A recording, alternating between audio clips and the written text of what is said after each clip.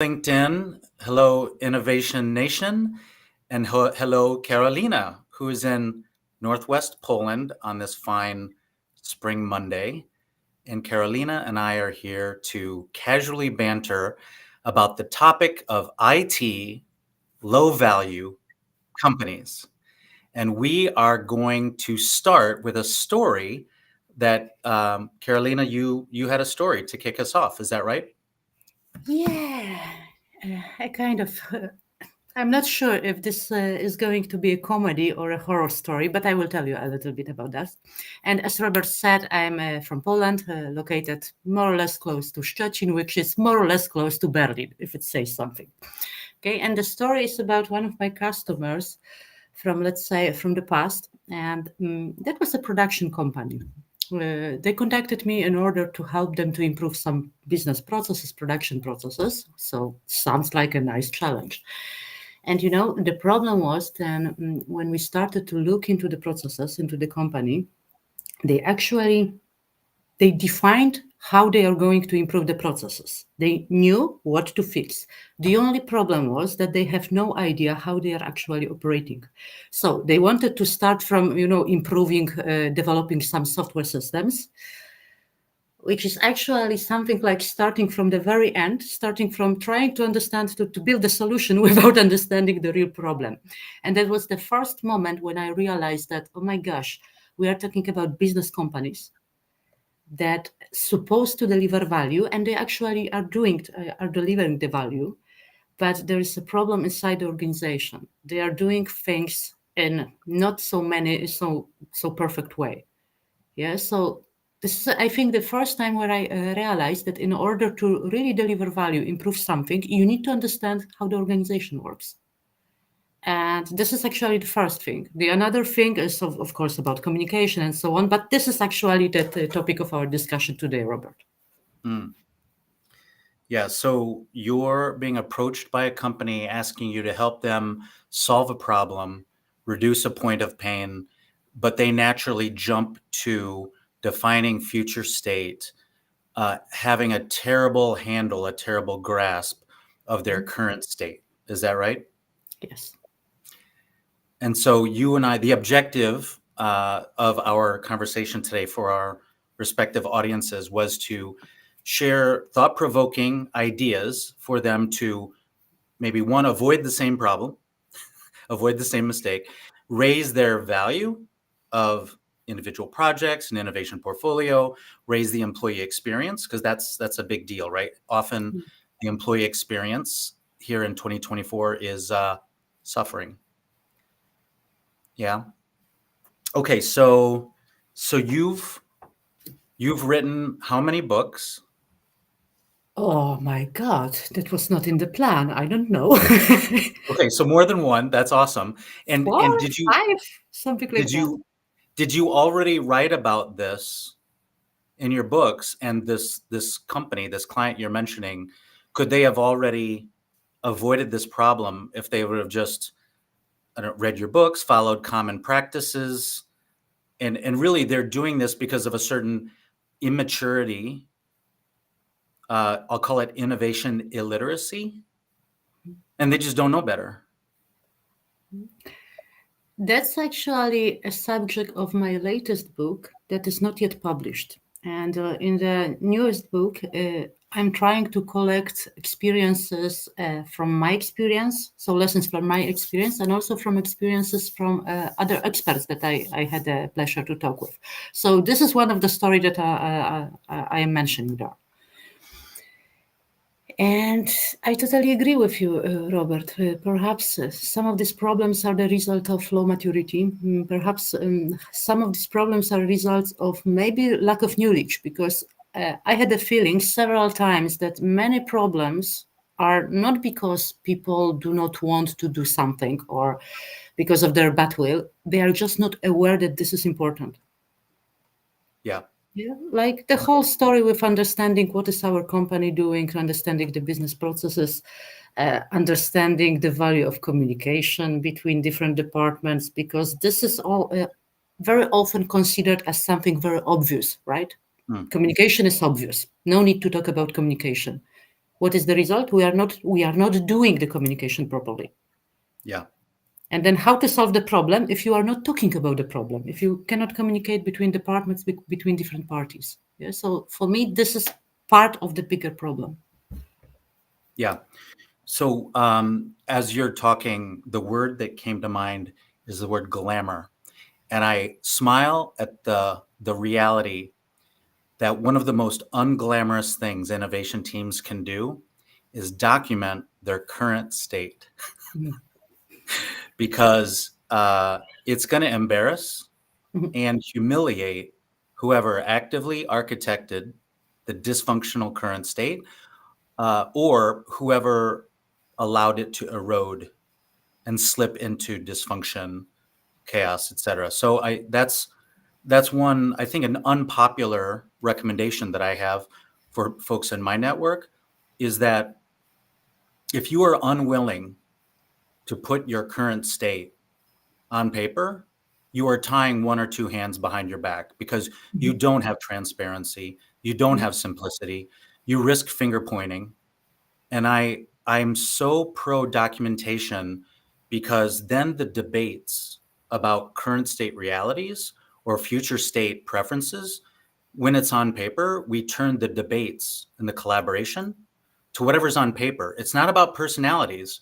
I'm not disagreeing. I'm not demonizing you. I'm just disagreeing with, hey, bullet point 6 should be bullet point 2. Box number 6 in your process flow should be box number 2, or a different swim lane or something like that. So maybe that's one point, that if our viewers only listened or watch 15 minutes of this video, my recommendation to them is that they go and do the comically unglamorous, borderline humiliating task of documenting their current state. And I'll wrap it up with a cute cliche. You know the cliche about a tree? The best time to plant a tree was 20 years ago. The Yeah. second best time to plant a tree is today. It's the same with current state documentation. The best time for companies to stay out of documentation debt was to document current state documentation X number of weeks, months, or years ago. And the second best time to document current state is today. Exactly. That's actually a funny story because, in my experience, people are often not so happy to document anything because, documentation is not fancy, it's not agile, it's not blah, blah, blah. It brings no value, blah, blah, blah, bullshit. Um, and in order, if you want to fix something, the first step is to understand what to fix, right? And what to fix is a result of understanding the as a state. So it's a kind of natural. The second thing, I completely agree with you. If you document something, you have something visible, tangible. You can look at that. You can find defects. Yeah, you can have you have something that you can discuss on.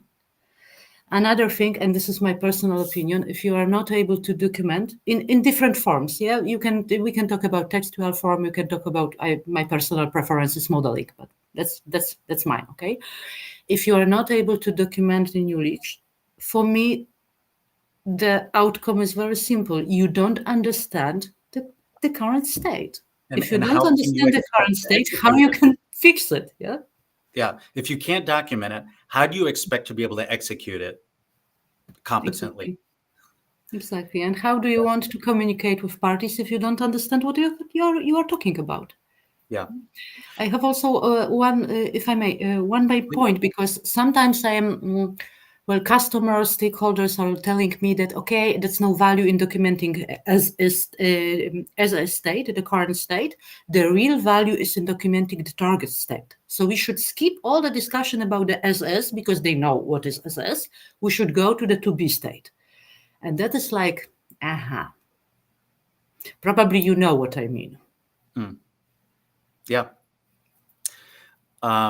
So I understand why documentation is unpopular, because it's another form of discipline. And in so many aspects of our lives, discipline is unpopular. But you know what's popular are the benefits later of discipline. So let's say, for example, a project charter It might be unpopular to draft a project charter, but once you have finished a project charter, draft, review, revise, approve, now your marginal cost to share that information, to onboard your 18th stakeholder, your 19th stakeholder, your 40, 45th, 46th, 47th stakeholder, the marginal cost is low. And so I completely understand why structured documentation is unpopular, because it's like any form of discipline. But you can be cheap early or you can be cheap late. You don't get to be cheap in both places.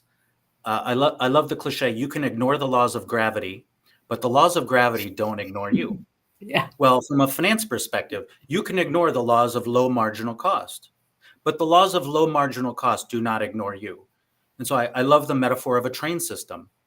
Um, there are cities in the United States that resist the cost of a train system. So they avoid that upfront cost.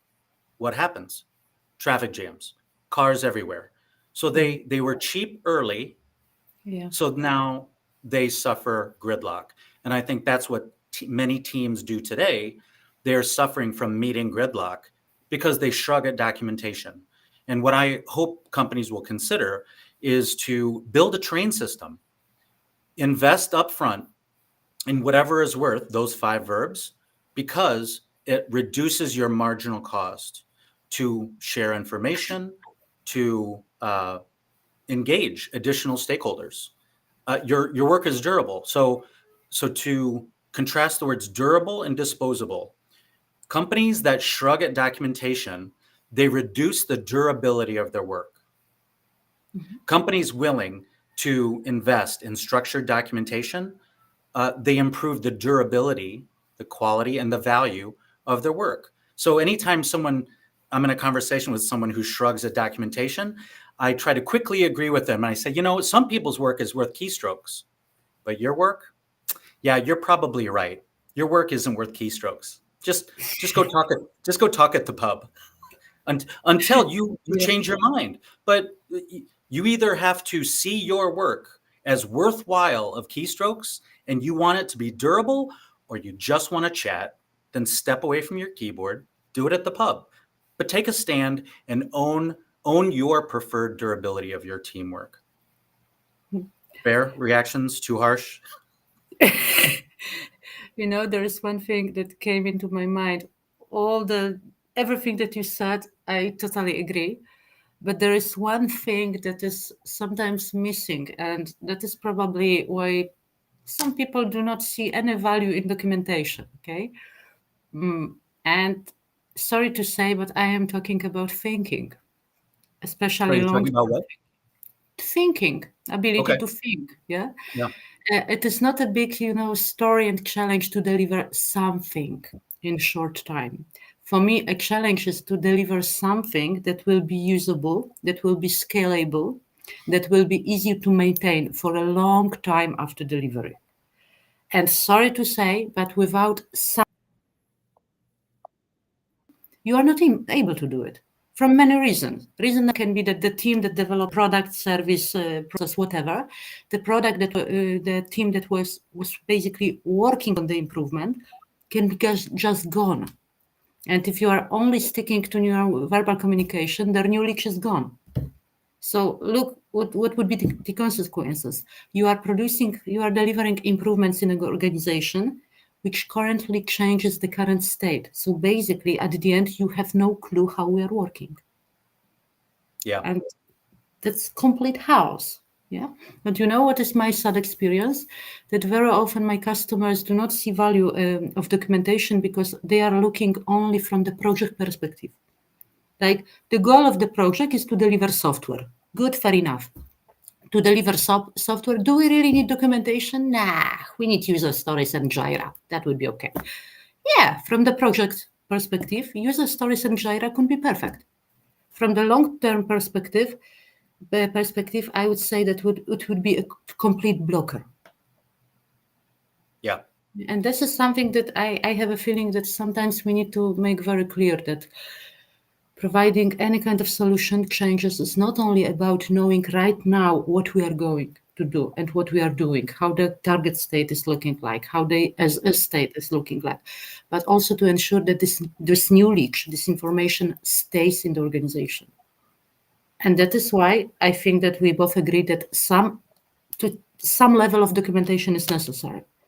Yeah, we are not talking about this number of books that I can see behind. Yeah, maybe that's not the level that we are targeting to, but at least some minimal level of documentation to Yeah. reduce the risk.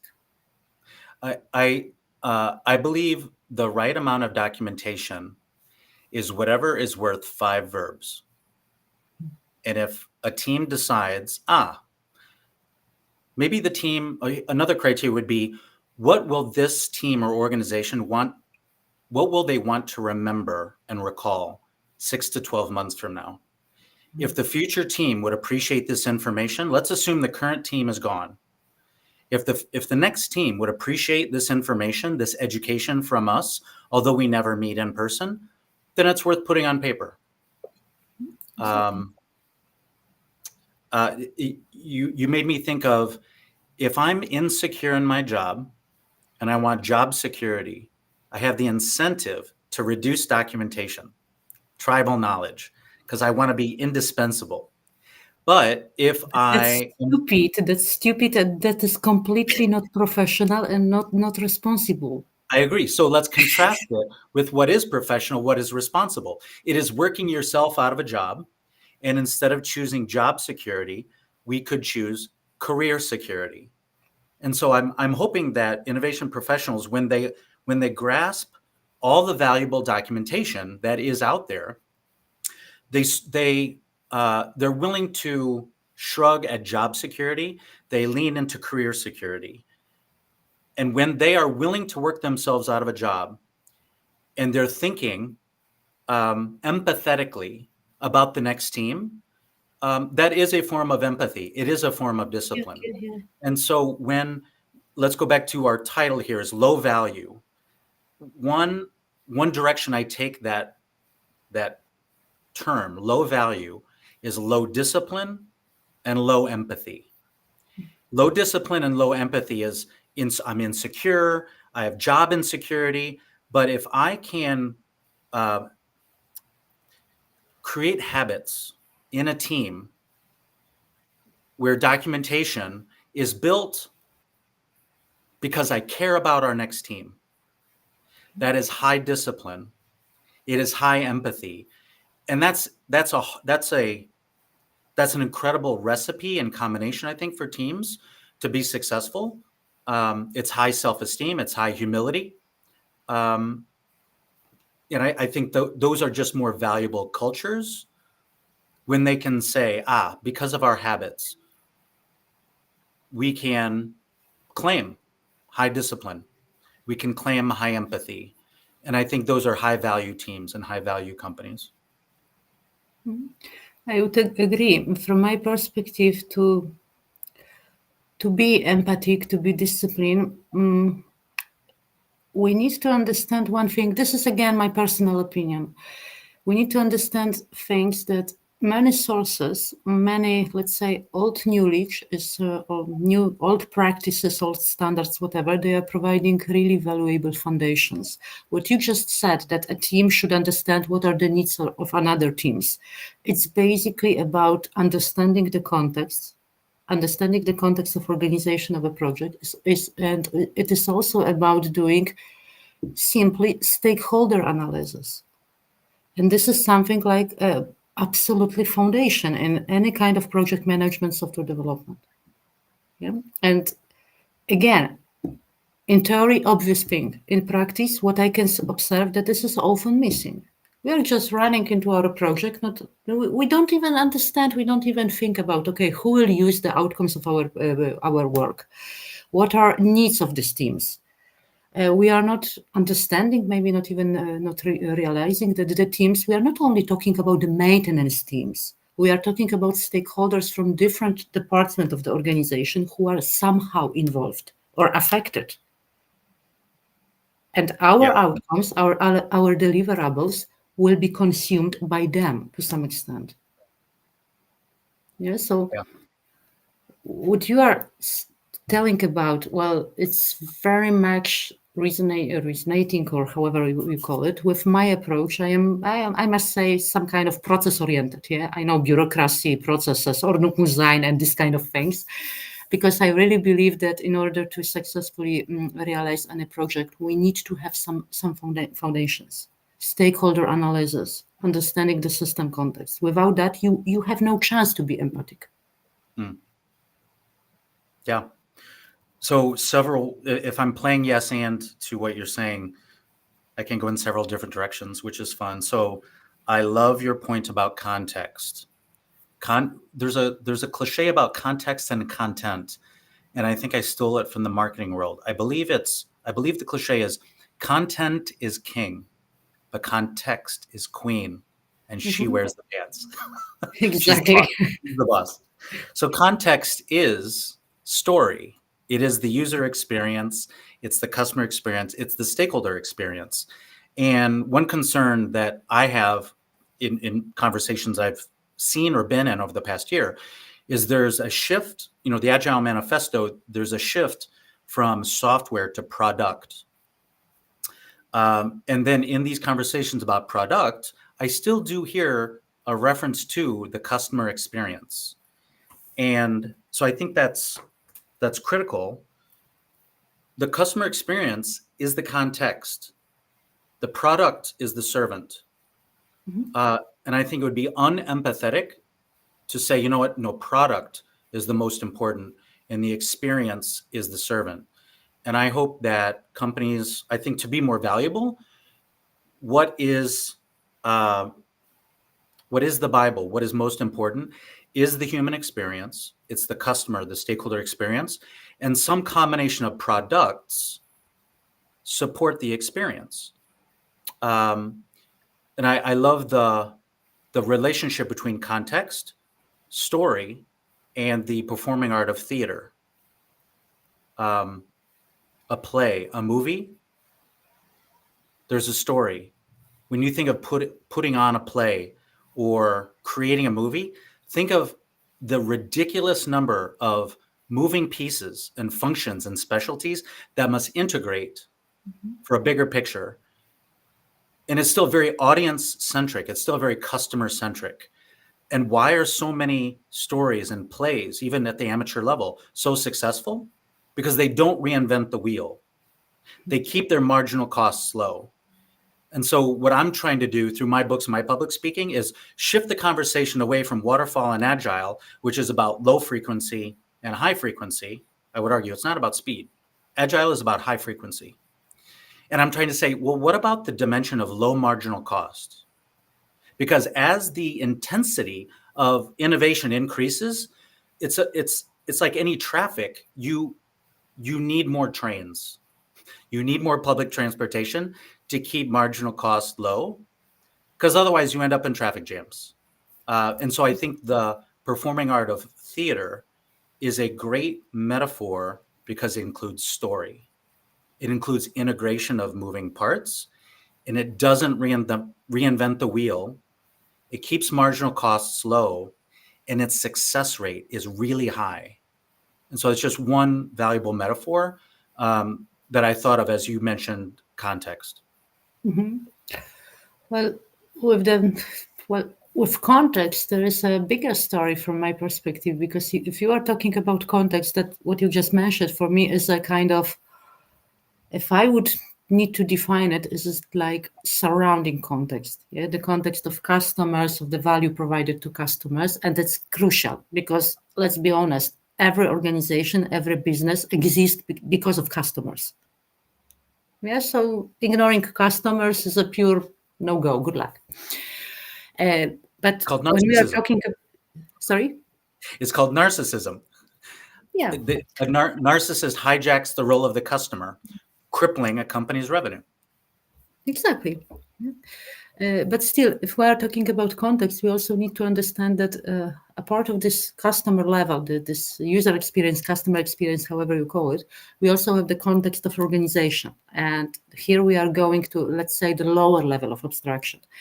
Because every organization is a kind of, you compare it to orchestra, to theater, and so on. This is a system of components that must fit together, must work together to deliver the value, right? And if you will use this, the example of an organization, your system is composed of departments, processes, procedures, people, yeah, and must work together. If you want to deliver value with, let's say, a reasonable cost, you need to make sure that the system is working efficiently. And now in real life, what we are doing, we are focusing on one department, one process, yeah, one group of stakeholders, and we very often we just completely forgot the other part of the system. The effect, we are improving one thing, destroying another things, and we believe it was successful. Great. Yeah. Optimizing locally instead of optimizing globally, Yeah. Yeah. to involve those other stakeholders, we have to be transparent, vulnerable. And the inexpensive way to be transparent and vulnerable is to share with them a process flow and ask, how do you want to influence this process flow, this project charter? But that's a lot less expensive than inviting 10 people, 20 people to meetings. Especially meetings when we don't really know the purpose. Yeah. I love meetings like let's meet and talk. Okay. And if documentation isn't necessary, do it at a pub. Yeah, exactly. Now we are coming to something that is a bit, I would say, maybe challenging, maybe problematic, maybe not so, let's say, politically correct, because you are talking about transparency, you are talking about improving the, let's say, the looking at the problem from the big picture, from the high level perspective, and seeing the big picture. And unfortunately, very often in my, let's say, business analysis experiences, I see attitude like the customer is paying for delivering the software. That's it. The rest is not of interest for us. And in these cases, I am really wondering, God, and this is the role of business analyst, or this is the role of just solution provider.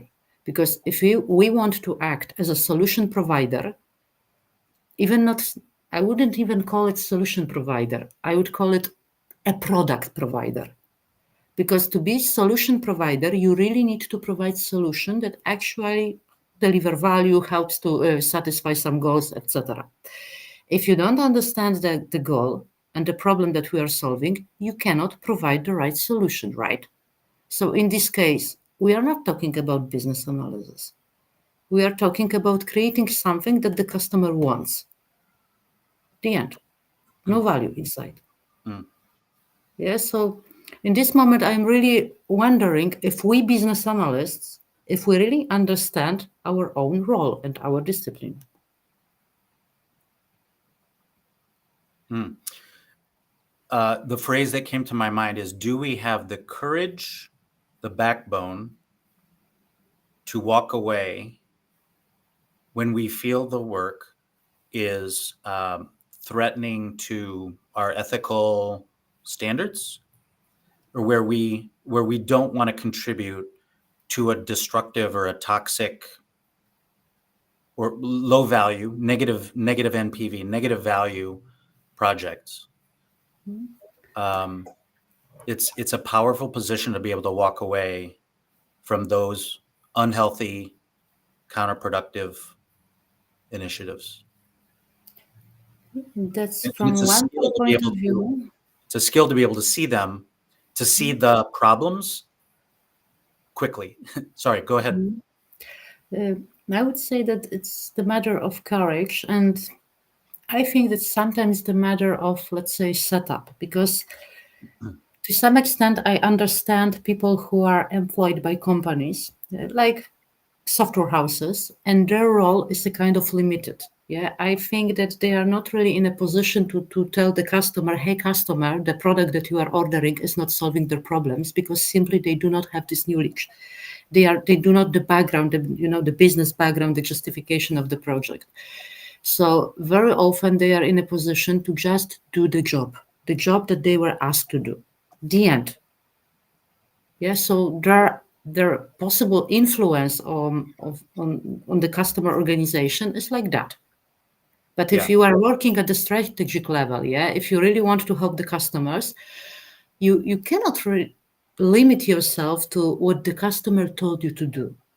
Mm, Because this is my understanding. Our role, business analyst, is to, from one point of view, look at the big picture, understand connections, uh, identify what is not really working. Of course, everything must be done in cooperation with stakeholders because they have the expert knowledge. Let's be honest, yeah. I have some toolbox. I can talk to people. I can communicate. I know analytical tools, but stakeholders have the business knowledge. Yeah, so we need to work together on understanding the problem and providing the solution. And that is, in my opinion, the essence of business analysis. mm. So, again, playing yes hand with what you said, pursuing a project that is low value or no value, a junior employee may not have, often does not have transparency to the bigger picture to understand what are the investment innovation alternatives, why this project. It could be about favoritism, which tiptoes into the topic of data driven. I prefer the word pragmatic, because sometimes the word data driven, I wonder, well, is at the expense of process? Is it at the expense of experience? I think data is a wonderful servant. It's a horrible master. Technology, wonderful servant, horrible master. So I hesitate at this word data driven, but I just prefer the word pragmatic to avoid favoritism or pet projects. And so where I wanted to go with that is that when organizations launch the wrong projects, the junior employees don't have the line of sight into why this project but not this project.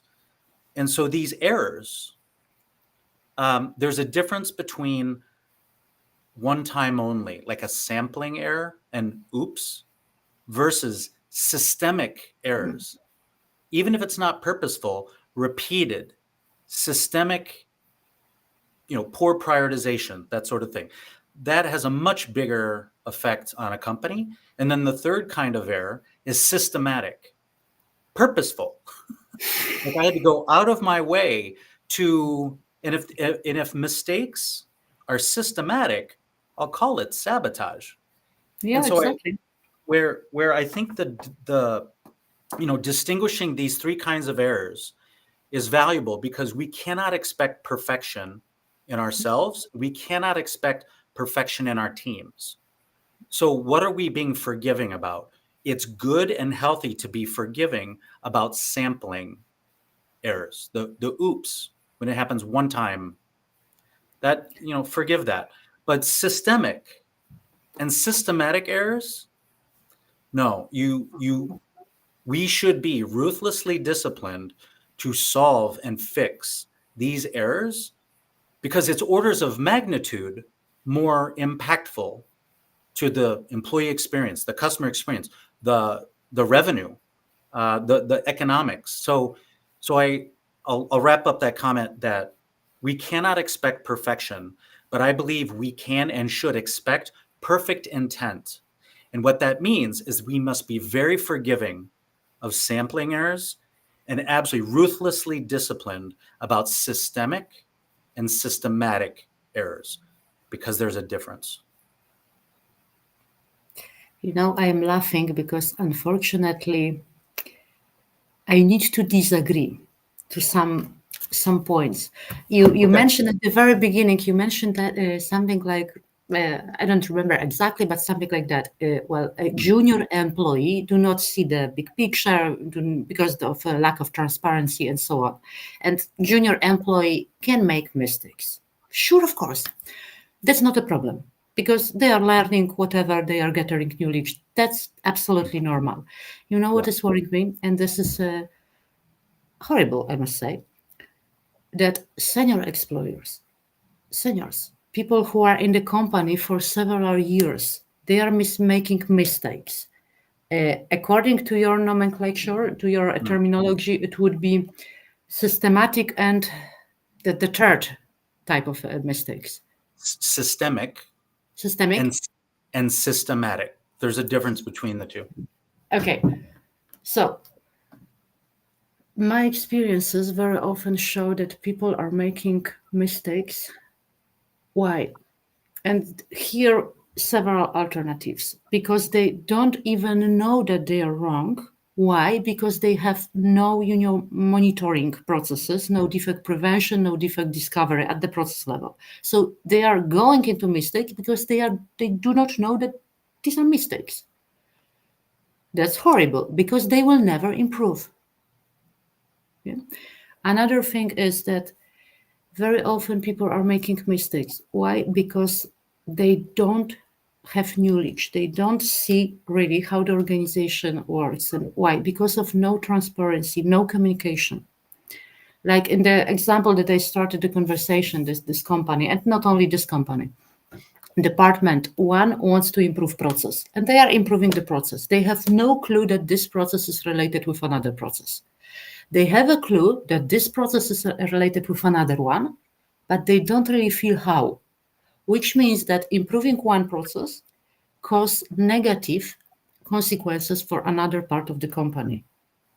From the, let's say, from the process point of view, it's a kind of mistake. I would say, well, maybe even more, but I know we are live, so I need to watch my words. So let's call it mistake. Yeah.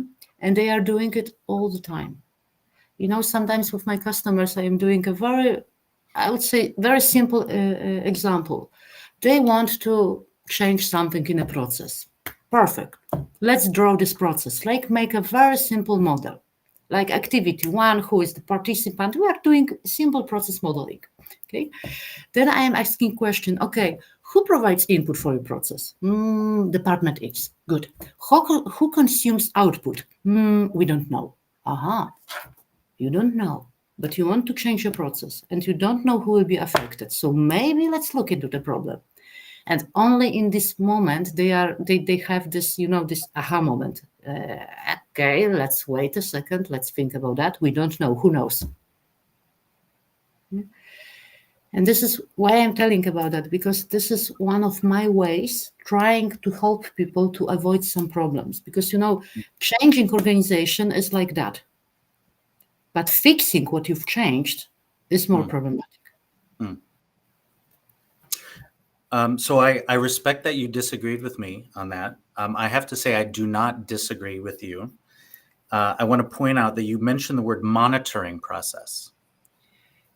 And the other word that came to my mind is when those mistakes persist at a certain seniority in the organization, my belief is that someone senior to them should have recognized or realized that there's dysfunction.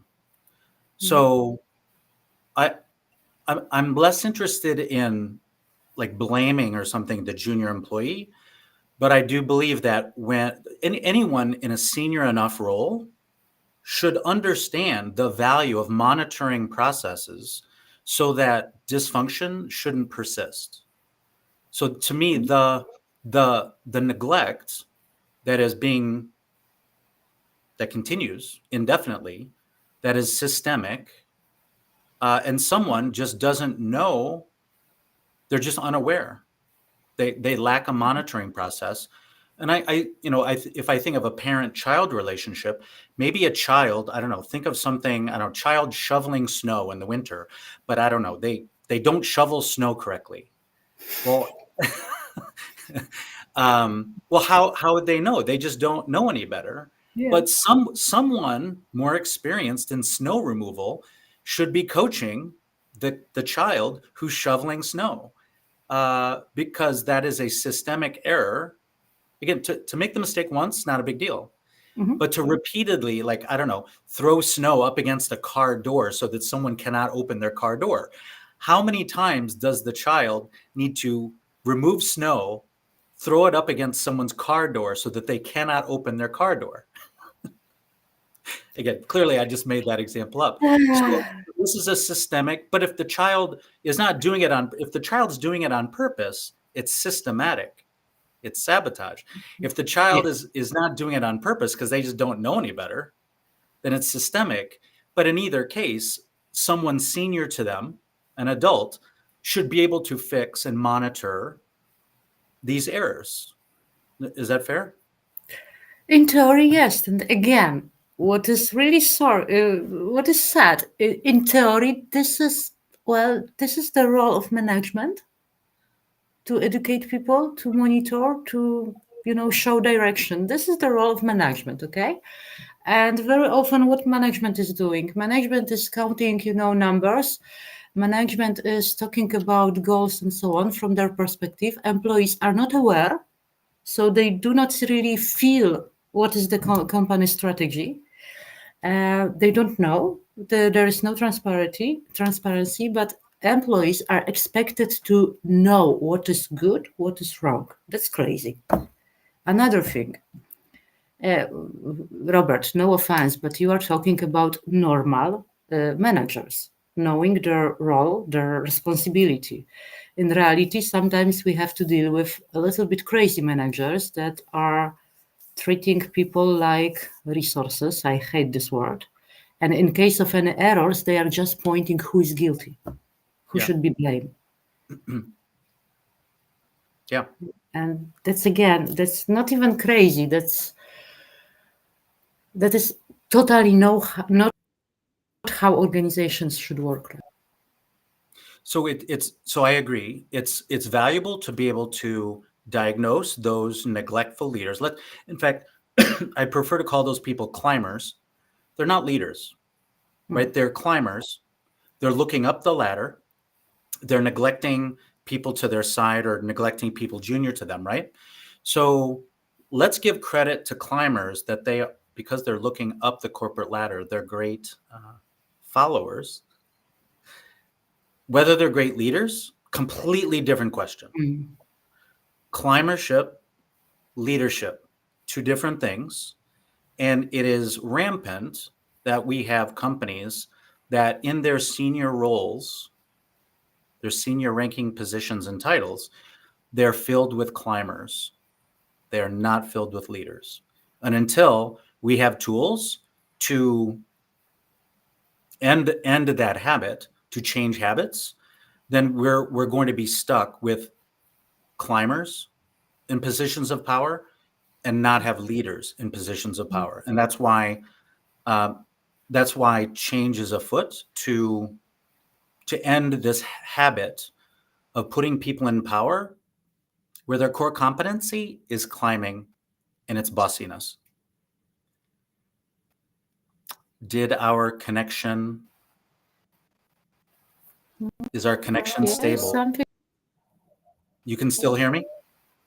Yes, I can hear you. You were frozen for a second, but Okay. now it's okay. Yay. Same. Okay. So yeah, leaders and bosses in Poland. We have a kind of let's say saying regarding this aspect. We are differentiating between leaders. Leaders can lead, yeah, so they can guide people, and bosses. They are just doing making orders, like you are doing that, you are doing that. No explanation, Mm, no communication. Yeah. So mm. yes, totally agree. And the problem arises that if you are surrounded by bosses, just people without any clear statement of vision and no charisma, no skills in communication and so on, as a, let's say, regular employee, my experience is that it's extremely hard to change anything because people up, yeah, people from the management level, they do not see value in any changes. Yeah. Opposite, they often feel it as something that is, dangerous for them. Yeah. I agree. The cliche that comes to my mind is what I open many of my public speaking sessions with. The cliche is nothing will change until the status quo is more painful than the transition. And that's why I mingle and network among the business analysis community, the change manager community, the project manager community, because that is where the pain is the highest. They have the greatest incentive to change company habits, and the people senior to them, 2, 3, 4 levels of seniority above, they do not have the incentive to change. They're not losing sleep. They're not stressed. They're not suffering. If they're suffering mental health problems, it's not because of the culture of teams, of innovation teams. Um, so I agree with you that people of a certain seniority, they don't have the same points of pain. Yeah. But Um, again, for me, it's a kind of natural. We have different levels hierarchy in the organization. People at the top do not see pain of regular employees. The same story, vice versa, like regular employees that do not see pains that are visible at the top level. Yeah, so yeah, yeah, that's a natural effect. Yeah? yeah. From my perspective, from the perspective of, let's say, development teams, yeah, development teams, project teams, that's my personal opinion, but that is of course dependent of personal attitude, motivation, blah blah. Even if you are working in an organization that is a bit unhealthy, let me call it like that, you still can change something, really. I was example of an employee, of regular employee, junior employee that managed to change something. Mm. Why? You can always do some improvements on your side. Hmm. Yeah? Something that will improve your work will, for example, reduce the amount of work, the amount of waste. Stupid example, using traceability to manage the scope, to manage the coverage. Documenting things in proper way so that you are avoiding duplicates. That's improvement. That is something that we can do without any pain. Yeah, and without, in fact, without big effort. So we can improve things, even if management is not supporting. The Yeah. only problem is, do we have courage? Do we have motivation? And do we have knowledge? Do we have psychological safety? Are changes that we test, are they reversible if they're not accepted by the culture? You made me think of two contradictory cliches that I think here this decade. One is clearly winning out. So one cliche is that culture change has to start at the top. That is a cliche I've heard for at least a decade. And the other cliche I've heard is don't do the same thing expecting a different result. Exactly. So what's that? Exactly. So I think the second cliche wins. Don't do the same thing, which is expecting culture change to start at the top, or that senior uh, positions need to be involved in the culture change. So I believe, and again, it's another cliche. Change can come from anywhere.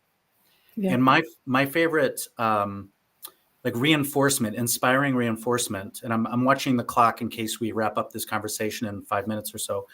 I'm going to credit a gentleman by the name of Chris Galvin for this quote. He's the former CEO of Motorola. And his definition of leadership is to take a person from point A to point B for their benefit where otherwise they might not have gone. And I think that lens of leadership, you can adopt that attitude of leadership regardless of the seniority in your company. And so I hope that innovation professionals at all levels of seniority will, find their own definition of leadership. If the definition of leadership that I just explained works for them, um, and don't wait for people senior to you to make positive culture changes, because those senior people are prone to neglect. They're prone to climbing, not leading. Servant leadership used to be a trendy term. And if I think hard, I'll think about Patrick Lencioni's amazing quote. Um, but I'm no longer waiting. I'm not waiting for senior people to improve the culture. I'm just I'm just going to start spreading, these metaphors of the performing arts. Explain why music matters. I'm going to explain why dance matters. Explain why theater matters. And if we're not on script, we can be off script. What would the art of improv teach us? That's fun, it's profitable, it's sustainable, it's collaborative. And anyone who doesn't want to be part of this symphony, karaoke is next door. Yeah. To be a leader, you don't necessarily need to be a boss or manager. Right. Leadership is not about, this is my opinion, leadership is not about, being on a specific level of hierarchy. It has nothing to do with that. Yeah. Okay, so if we try to wrap this up, Karolina, in the next 5 minutes, so let's go back to the title of our banter. Our conversation here is IT, low value, companies, teams. Um, what do you want to? Is there anything inspirational? Any call to action? What do you want our audience? What do you want to leave with our audience today to let's say raise their value? Right, we're here because we enjoy each other. You're a wonderful conversationalist, so thank you for joining me today. It's been very fun. I hope we get to disagree again soon, sometime. Yeah. Um, but what do you want to leave? What do you want to leave for our audience about raising their value? I'll leave it at that. Maybe I will be boring, but for me, one of the value in my area, in the area of business analysis, in the area of quality management, is really this, this transparency in documentation. Documentation, it's not about creating papers; it's about information, creating and structuring information. That's value, because we are in organization or a project for a while. The information will stay for years. Hmm. So if you really want to, leave something valuable, documentation is one of the things. Yeah. Yeah. This is one thing. Another thing that this is my, I don't even call it belief. I know that it's true. Even if you are in the context of the project with limits, with crazy boss and so on, you still can change something. If your boss is not listening to you, go and talk to another stakeholder. Go to and talk to your team. Yeah. Together, really, you can improve one small thing, and that will be the beginning. Hmm. Yeah. So my last comment will be yes, anding something you said about documentation is not for the sake of documentation itself. Uh, I I'll use the term intellectual intimacy. Here in the era of AI, we can choose to be intellectually intimate with ChatGPT or the AI bot of your choice, or we can treat our colleagues like an LLM, because all of us are large language models. And we humans pay each other, we collaborate with each other, we reward each other. So let's not lose sight of who the original LLMs are. It's Mhm. us. And I would much rather, the fastest path to the heads and hearts of my customers are through the heads and hearts of my customers. Not chat GTP. That's right. I don't need a middleman. But I think there's a certain value. I think that AI makes individuals more valuable and it raises our IQ individually. I'm far from convinced that AI improves our EQ or our HQ, hospitality quotient. And the biggest, to maybe, if I can recall that Patrick Lencioni quote, the biggest bottleneck of value in innovation and in businesses, AI is not solving our biggest problems. Our biggest problems are us, how we interact, govern each other, collaborate, or suck at collaborating. Yeah. And so I go back to this term intellectual intimacy. This has been, I would say, like intellectual, our conversation, intellectually stimulating, intimate. Uh, we openly disagreed with each other. And I think that there's just so much value in it because as humans, we're going to collaborate. We're humans hire each other. Humans pay each other. That's pretty compelling. And so as AI continues its march along the trend and the AI hype, I hope that our audiences don't lose sight of the magic, the value, the fun, the collaboration. Because we're smart people. Um, And I hope that, just like I mentioned, the symphony and theater, I hope that our listeners will find something that inspires them, makes their eyebrows shoot to the ceiling, um, and that inspires them to be better team members, better innovators, because that stuff is valuable. And we mentioned in this conversation numerous things that we are comfortable labeling low value. Um, so, okay, any other comments, or should we end this? We can go off camera or end the stream and Just maybe one comment, because I have a please. feeling that sometimes we are forgetting about something that is the most important. In Yeah, every business, we are working with people. yeah, Everything is about people. yeah, So all these fancy things like tools, methods, agile frameworks, AI, these are just tools. Let's not lose the focus. The focus is people. yeah. Amen. Okay, well, I will go ahead and end the stream and we can chat a bit before our Monday's end. So thank Okay. you again. Very fun.